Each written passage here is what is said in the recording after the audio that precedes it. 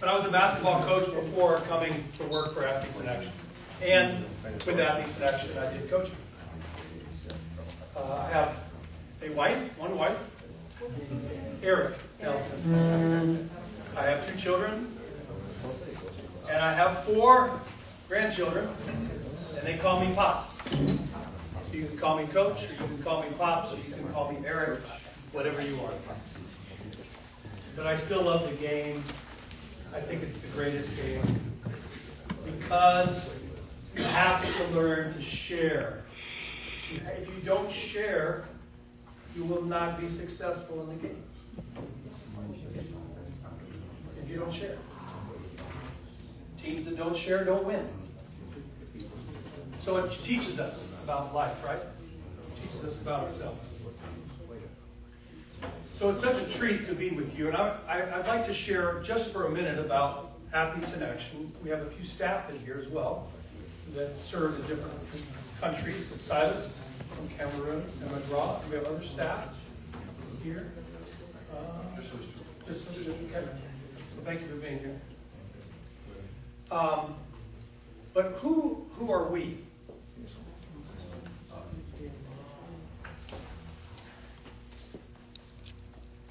We may not have a matter. Maybe who we are. Oh, there we go. This was one of our first academies, 2017. Do you folks from Mongolia recognize the man in the middle? He worked for the national team. He had a heart attack just shortly after coming. He's a wonderful coach, wonderful man.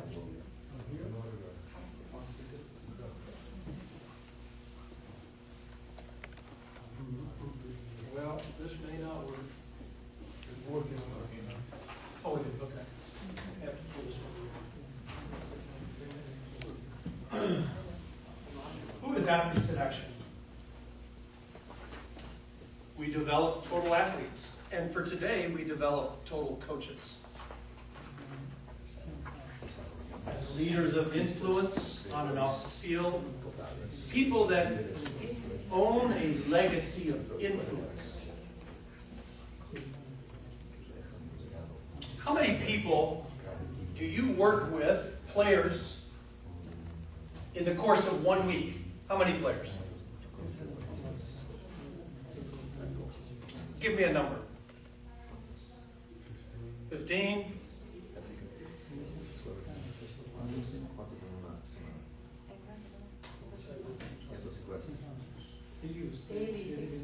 How many? 150. 1,000. 150. 60 per day. 60 per day. You have amazing influence to change generations. Athletes in Action, this is our property. You'll see it later on just a few pictures. But we do things like the academy or team building to help athletes and coaches live a life of legacy. The training room, if you get injured, you'll see it at the field house. We even host games, competitions here on campus. You'll spend some time in our field house. These are college basketball players. They're captains. They're leaders. They came for leadership training here. How do they have influence with their teams? It's called the Captain's Academy. What if you selected the leaders in your programs and said, we're going to do a leader Captain's Academy? It helps you with your influence.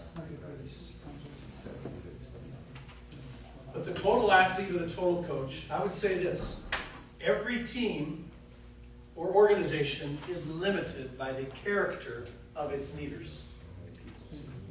The ceiling. Leaders with low character, although sometimes they win, over the long haul they do not. They may win in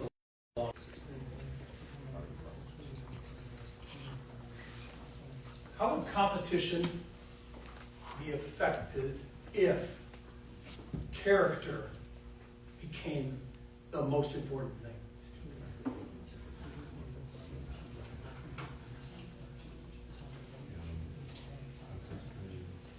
The most famous coach in the U.S., his name is John Wooden.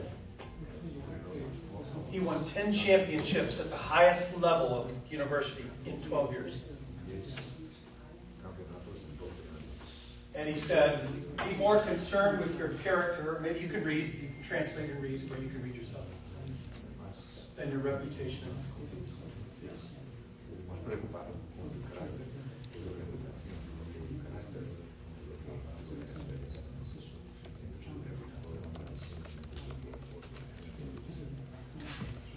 When you go to the field house, you'll see what he stood for.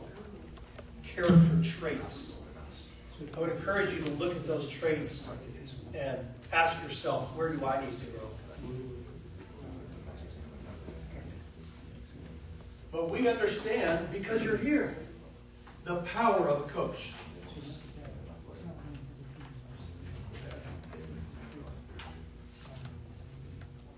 A good coach can change a game.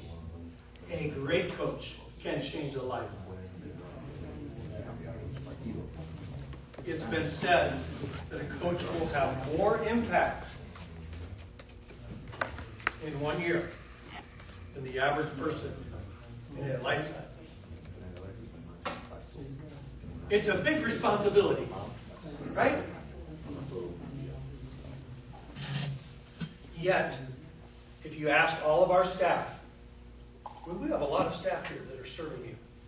And they serve you because they care about you as the coach. And we know coaches in all across the U.S. And we see coaches that fail because they don't know how to take care of themselves. They don't lead themselves very well. So you can have a great impact or a horrible impact, depending on you as the person. So here's the goals for our time right now. What does it mean to become the kind of person that can be transformational? How do those words translate? Transformational versus transactional. It's not about doing the right thing, but becoming the kind of person that can do the right thing.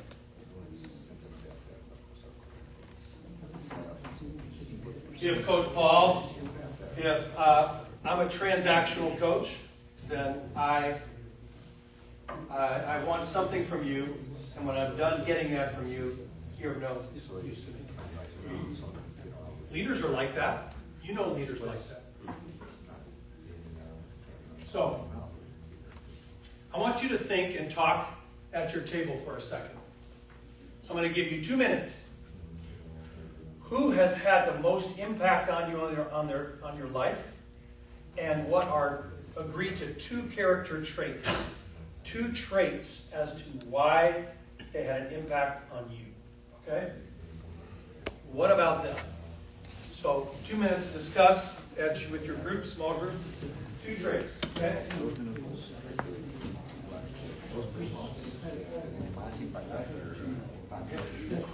It can be in life. Who's impacted you?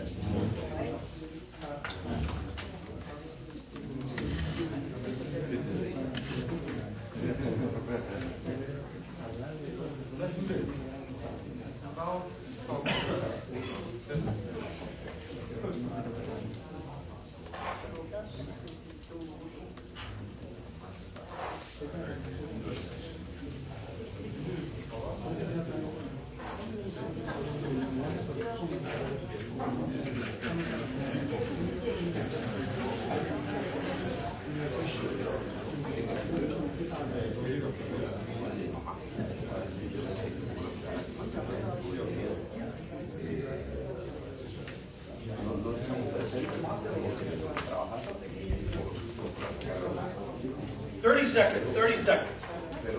2 characteristics.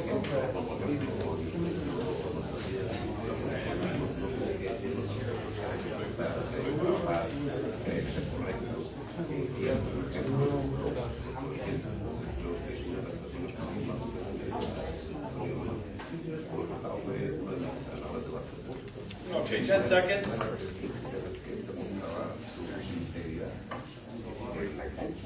All right.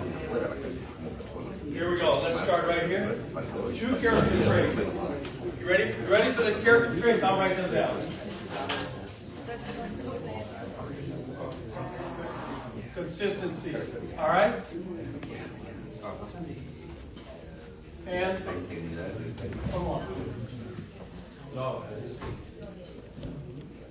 Good, thank you. Attitude. Honesty. Attitude and honesty.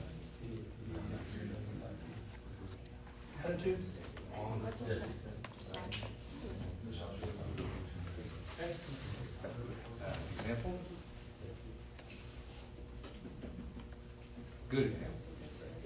Oh, yeah. The other one was Great. integrity. And the other was integrity, God? Integrity.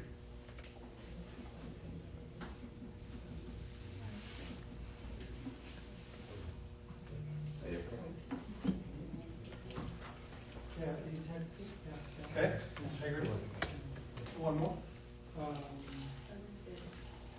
Understanding. Understanding. Good. Good.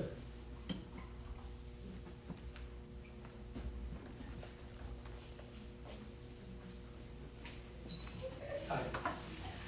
Okay, I would say that one can say who uplifts you, or nobody checks on you whether you're okay with it. Encouragement. And Guidance. kindness. Guidance. Guidance. Okay. And you have all you said. Kindness.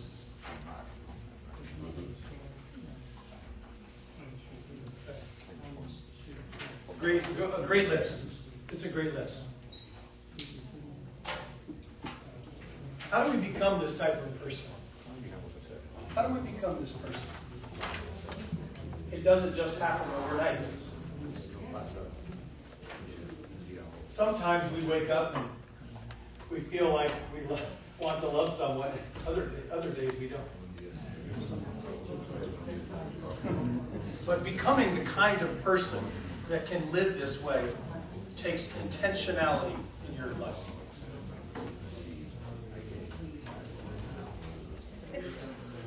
To be this kind of person, it starts with you. It starts with you. Every day, my challenge usually is not to lead the people that I lead, but to lead myself. That's the challenge. Because I can forget about helping me be the best I can be and meet everyone's needs, and then I'm done. So, here's some traits about a transactional leader. Winning is the only thing.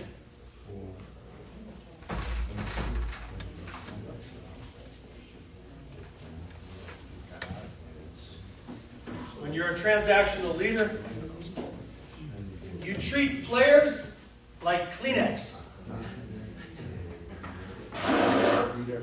When you're done with them, you throw them away. And the player knows he was just used by you. Have you ever been with a coach when a player gets hurt, they just discard them?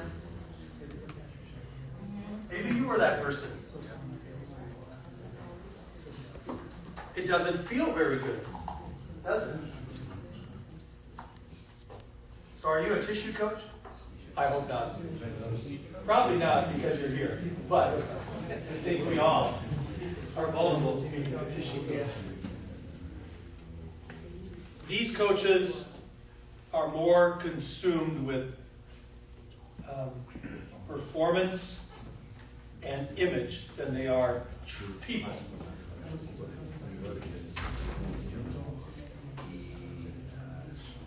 A transformational leader.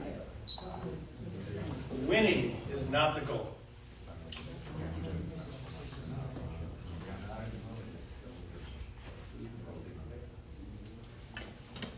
The development of people is the focus. When I started coaching, I had a problem with my anger. So when players wouldn't block out, they would repeatedly not block out, I would lose my temper. And I would let them have it. It wasn't, and I got results for just a moment. If you yell and you kick, you get results for just a short time. But the long journey is they're waiting for you to lose your temper again before they do the right thing. So after a while, I had a mentor who helped me with this. It's Chris Allen. And so rather, some players still need a little kick, every once in a while. But rather than yell, I would walk up to a player that's not rebounding and I'd say, I'm really angry right now, but I'm not going to yell at you. If you don't block out anymore, you are going to have to run some sprints. You understand? Okay. Let's do better. Can we do better? You're better than that. I think you're better. So, does that feel better? It feels better than that. Yeah. I would use different words like, I really don't want to sin right now. Or, I feel like it. I feel it's coming on. And I'm going to lose my temper. Okay. You cannot lead others, though, if you don't know how to lead yourself. So for the next 20 to 25 minutes, this is about you. Our tendency as coaches is to think about everybody in our life that's not living this way. Stop it. Think about you. How are you leading yourself? A healthy coach is a healthy team. A mature coach is a mature team. A coach that develops trust has trust in his team. A coach that plays the long game is transformational. But if you don't know how to lead yourself, then you will be the angry coach, the tissue coach, whatever that might be for you. So,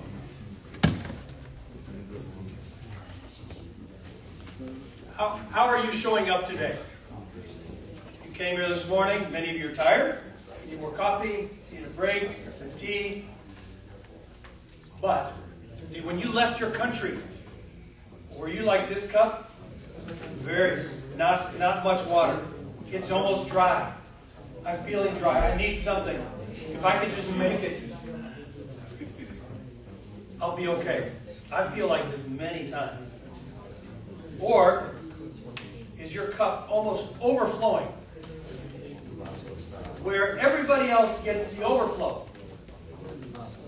They get the extra because your life is so full. You know how to love people. You care for people. You're living well. How many of you, be honest now, all right?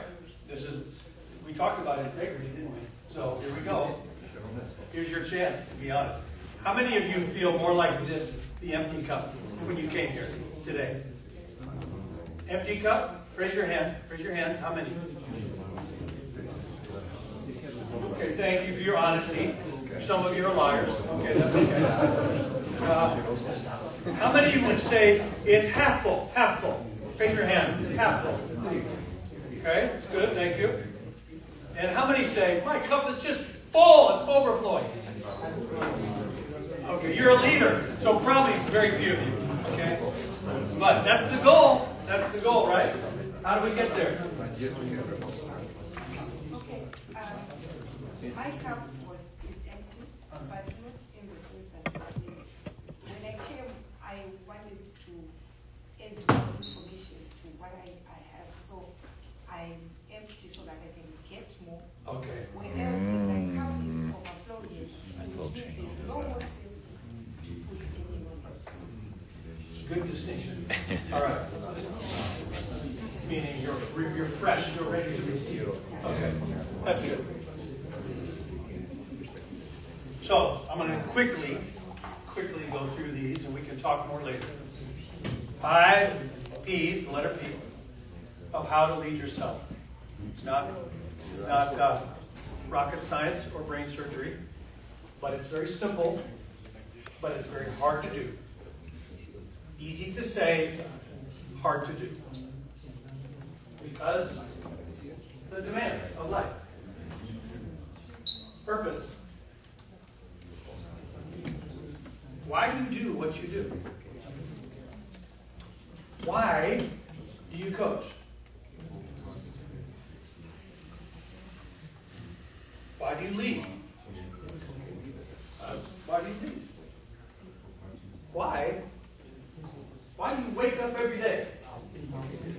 If you're not clear, then somebody else will define this for you.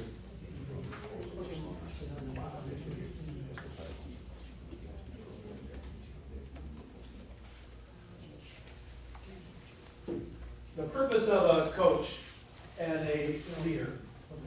You know what this is? A stagecoach. You know that term? So the word coach came from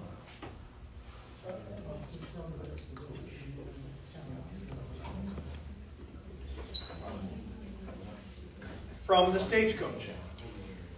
And the purpose of the stagecoach is it takes important people from here to there. Isn't that what you do? Here you are. You need a coach to get to here. We all need them. They help a player get from here to there.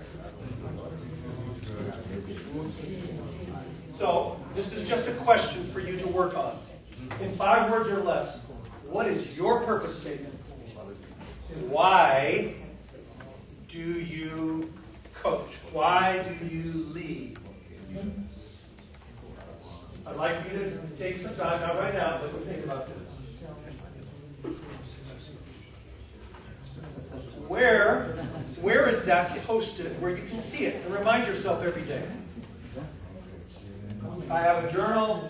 I don't have it. It's in my office. It's a journal. And in the inside cover, I have to write down, here's why I do what I do.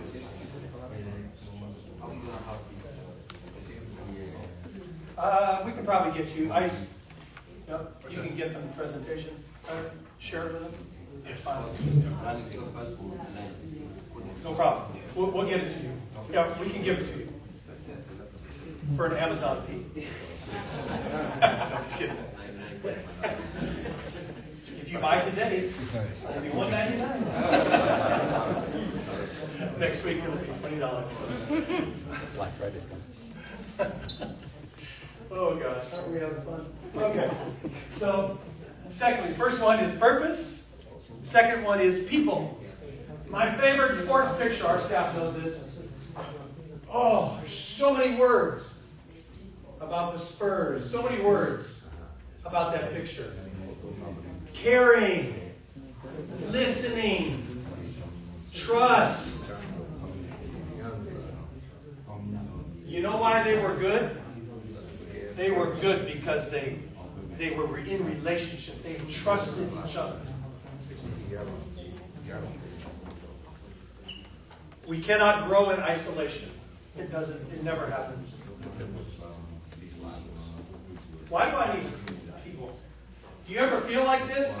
You feel like this? Huh? Any of you? I do something. I just don't have the thing in my mouth. Anybody feel like this ever? Raise your hand if someday in the last year you woke up and you felt like it. Yes. Okay, staff. Yeah. All right. Good. We got to all in everyone. I don't know. You wake up and you have all these messages on your phone. I don't. Okay. What do you do when you feel like this? What do you do? Who do you talk to? What? Some people do crazy things when they don't have people in their life. Why are people so important? They give us courage to keep going. When I want to quit, they say, no, you can't. Keep going. So if I say, Sir Parfait, I'm really struggling today. My team is they're just not playing well. I don't know what to do. And Sir Parfait says, you can do it. Keep going. Thank you for telling me. They give me courage. They protect me in my weakness. My wife, almost 40 years. Wow. It's coming up. This January, 40 years I'm married. Okay? Thank you. Now, she protects me in my weakness. If I let her know what my weakness is, I'm feeling vulnerable right now. She has a way of protecting me against my own devices that destroy people and myself. That's what people do. So here's something for you to consider. 3 C's. A coach, a consultant, a counselor. A coach helps me walk in my role. A consultant helps me with my skill. A counselor helps me with my heart and mind. Who are those people in your life? I have 5 people in my life. They kind of change here and there, but they're usually 3 of the same that serve in these roles in my life. You won't make it if you don't have them. Okay. So number 1 was what? Number 2, people. Number 3, pace. Oh, do you ever feel like you're swimming upstream and you can't make any headway? Oh.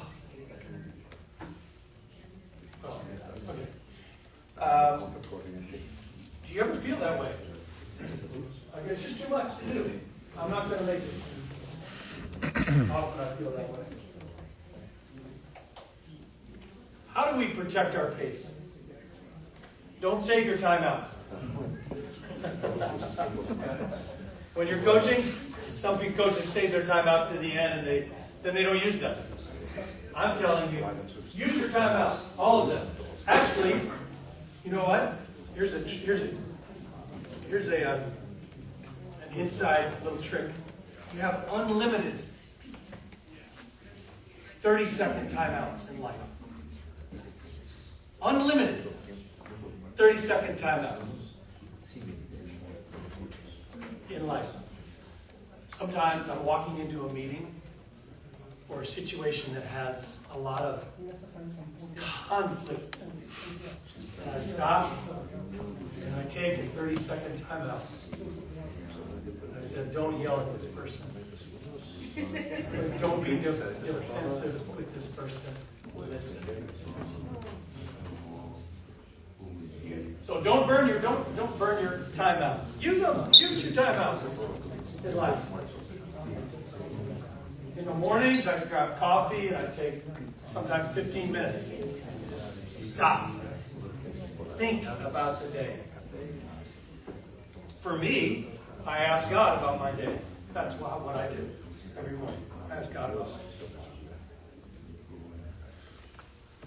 Okay, number 1 was what? Number 2, people. Number 3, pace. How's your pace? Number 4, priorities. Hey. Okay. If you don't decide, then what happens? Somebody decides for you, right? If you don't decide, somebody decides for you. Okay? I feel like that many days. You may have seen this before. Here's a quiz. I'm going to give you a quiz. Okay? You ready for the quiz in just one moment? You ready? You have to pass to keep going in the academy. Don't pass. Number one, on the top left, okay? That represents things that I have to do right now, and they're very important. Okay? Very important. Number two, they're very important, but they're not urgent, meaning I don't have to do them right now. Okay? The bottom, number three, they're not important, but they're urgent. They feel urgent. Here's examples of some of those. And then number four is not important and not urgent, like scrolling on Instagram or Facebook. Scroll for hours. It's neither important or urgent. But our mind is saying you should do this for 30 minutes. It'll make you feel better or worse if you start comparing. Okay. I want you, here's the quiz. Ready? Write down what percent of your time, just guessing, in a day, do you spend in each quadrant?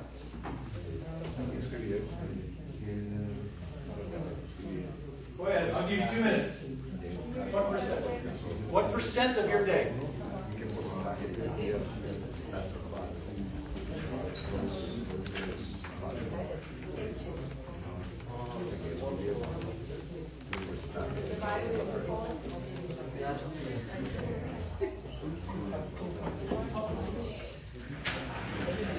I spend 20% of my day, maybe 10%, 40%, what's that, 70, 30%. For you, what percent in 1, 2, 3, 4, okay? For you.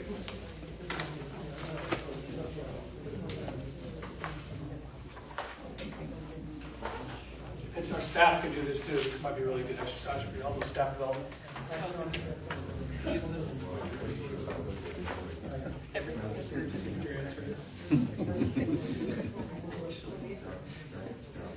Everything is urgent. Right. Bengals here on time. It's urgent.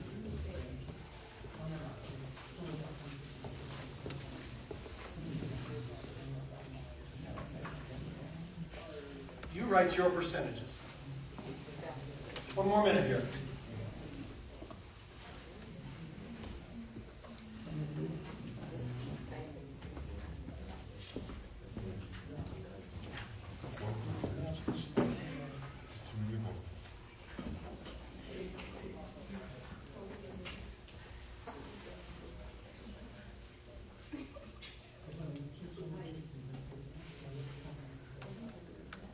All right.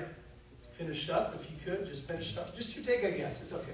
No right or wrong answer. It's not really a quiz. So just write down what you think.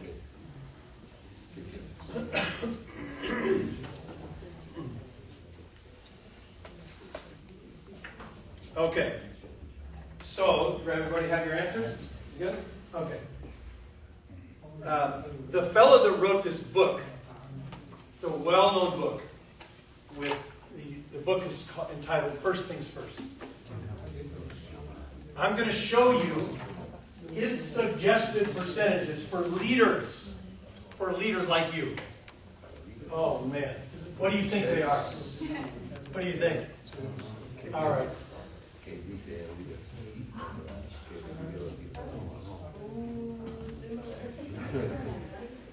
All right.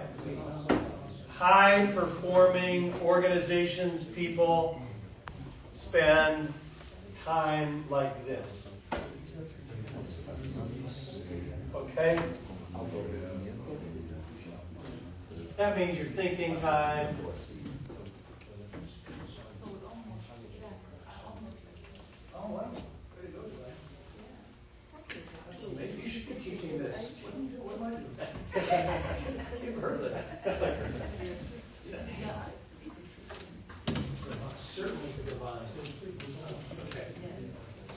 All right, so priorities.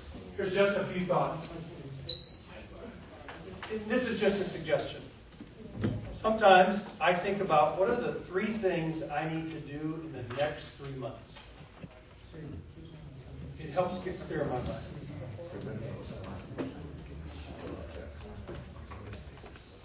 What are the 3 things? What are my priorities?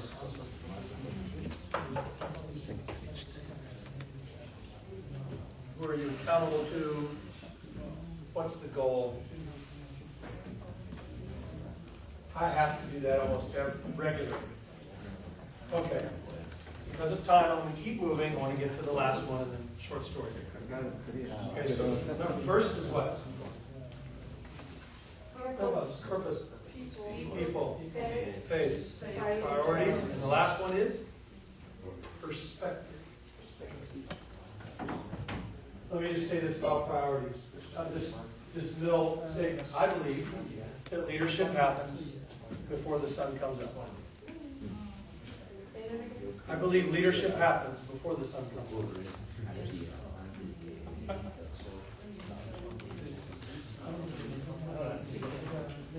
Okay, perspective. The last one, perspective. I want to tell you a story here. Okay, does anybody know what this is? What? It's called the Hubble satellite telescope. All right. In 1990, we spent, not AIA, but the U.S. spent $1.5 billion on the Hubble telescope. $1.5 billion. In today's money, it would be $3 or $4 billion. Okay, to go up to space and take better pictures. So they finished the telescope. They sent it up there, and the pictures came back blurry. And everybody was making fun of the space, NASA, which is the Space Association. Everybody was, the nighttime talk show people were telling jokes about the failure of the telescope. So it took somebody in their research department to say, I wonder if we could fix this. So they were able to do a diagnostic check. They didn't bring it back down. They just took a check and were able to evaluate. And they found out that this really large mirror was not, formed, it was off by 1/50th of a human hair. 1/50th of a human hair. 1/50th of a human hair. The mirror. So they went up, shaved it down, 1/50th. I don't know how you do that, but of a human hair. But they did it. Pictures were clear. That small change changed the perspective on the pictures. When I put my readers on, I see things. What perspective are you looking at life from? Abundance, scarcity, long term, short term. Life depends on me. Life depends on others. I believe in a God who has a purpose. What lens are you looking through? Makes all the difference on your perspective. When I'm transactional, then, and that's my perspective, then people feel like the picture is foggy. That's how it is.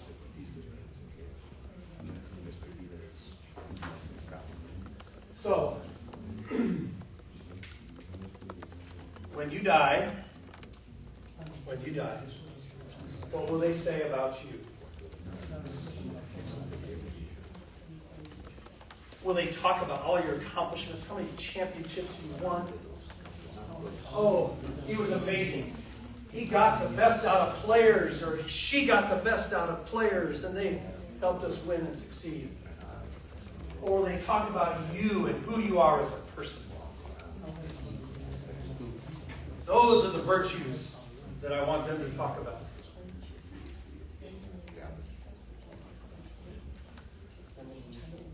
Let me tell you a quick story. I was coaching a junior team in Texas, in Houston, home of the Houston Rockets. Thank you.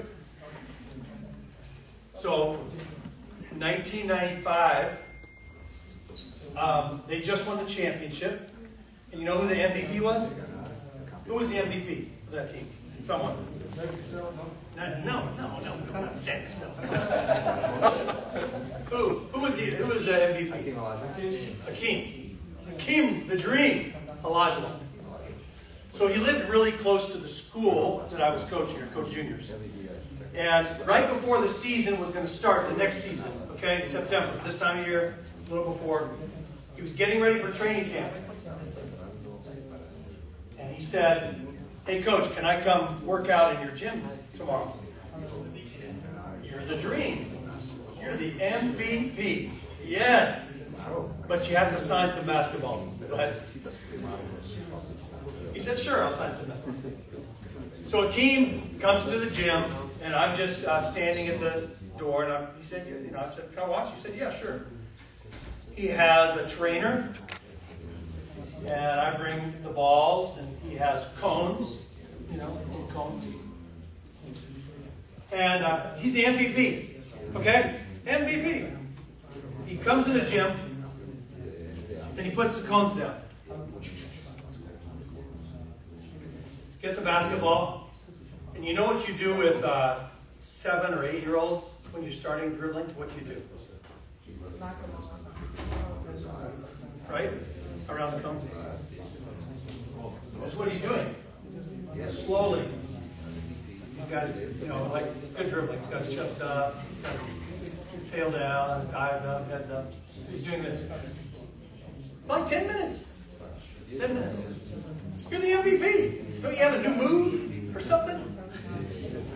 He said, "No, I need to get better at dribbling. I need to be better at dribbling." So then he starts shooting. Catching and shooting, moving and shooting. And after about 10 or 15 minutes, he stops and he comes over to me. I'm standing at the door. He says, "What do you think, Coach?" You're the Dream. You're the MVP. I coach 18-year-old boys. And you're asking me. But I did notice something. I noticed something about his footwork. So I'm thinking to myself, do I take a risk and share it with him, or just say you look great? I said, he asked, go for it. So I said, Hakeem, the Dream, you may be aware of this, but when you go this way, you square up on this foot. When you go this way, you still square up on your right foot, and you're off balance. Here's a little drill. Let's just work on this drill. Get your heel in, point your toe, it squares your shoulders. Go this way. Get your heel in, point your toe, square your shoulders. So we worked on this drill. Is he going to tell me I'm stupid? Like what? What's your problem? And he does it for 10 minutes. And he goes, "That's so good. Coach, what are you doing tomorrow?" Oh, I can't make it, sorry. I got PE. No, I made plans for him. For the Dream. But what did it tell you about the best in the world? He's a lifelong learner. He's the best because he was a lifelong learner. He didn't care who told him. His perspective was, I can grow. I can improve. I can change. That was his perspective. So, number one, what is your purpose? Please work on that. Number two, who is in your life? Number three, pace. How can you protect your pace? Number four, priorities. Are you taking time to evaluate? And number five, perspective. How are you looking at life? So, what are you becoming? In order to do the right thing, you have to be the right person. This can help you become the right person. So, I have some questions here. You can, in your small groups, you can just pick one. Or you can just talk about whatever you want to talk about. I think a good way to start would be, what did you hear that really impacted you with your group? So start there. Secondly, if you have time, pick one or two questions and discuss them. Okay? At your group. Good? All right. Thank you so much. You are amazing. I love being here. I'll see you again off and on.